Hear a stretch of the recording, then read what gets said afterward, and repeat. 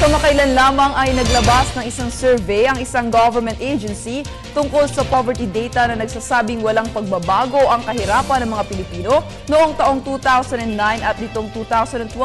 Pero pinagdududahan pa rin ni Pangulong Aquino ang nasabing research study na ito. Para sa detalye, balitaan mo kami Roby Ceres. Kinu-question ng ang pag-aaral at survey na ginawa ng National Statistical Coordination Board dahil hindi siya naniniwala na walang pagbabago sa tinatamong kahirapan ng mga Pilipino kahit na nararamdaman ang pag-unlad ng ekonomiya ng bansa. Sinasabi sa pag-aaral na halos parehas lang ang poverty incidence ng mga Pilipino noong unang semestre ng taong 2006, 2009 at 2012. Matatandaan lumitaw sa pag-aaral ng NSCB na 28 sa bawat 100 Pinoy o 28% ang namumuhay sa kahirapan para sa taong 2012. Sa pagkukumparang ginawa, ganito rin halos ang lumabas na porsyento ng mahihirap na Pilipino noong nagdaang taong 2006 at 2009. Ayon sa Pangulo, ginamit ng NSCB ang maling population data para makompute ang per capita income.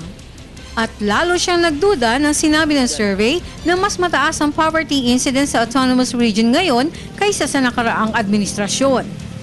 Lumitaw sa pag-aaral ng na pinakamahirap pa rin ng mga Pinoy sa ARMM na may 46.9% poverty incidence sa unang bahagi ng 2012, mas mataas kumpara sa 43% noong 2006 at 42% noong 2009. Para kay Pangulong Aquino, dapat silipin ng board ang mga programa ng kasalukuyang administrasyon sa kalusugan, edukasyon at conditional cash transfer at ang 4Ps ng DSWD, ang Pantawid Pamilyang Pilipino Program kung saan taon-taon ay nadadagdagan ng budget para iangat ang buhay ng mga mahihirap nating mga kababayan. Dapat ring tanungin ng NSCB ang mga maliliit na negosyante sa isang komunidad dahil daman ng mga ito ang pag-unlad ng kanilang negosyo.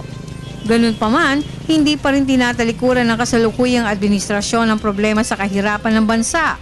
Patuloy pa rin gumagawa ang ating pamahalaan ng paraan para mapabuti at maging maayos ang buhay ng mga Pilipino. Nag-uulat para sa Telebisyon ng Bayan, Roby Ceres.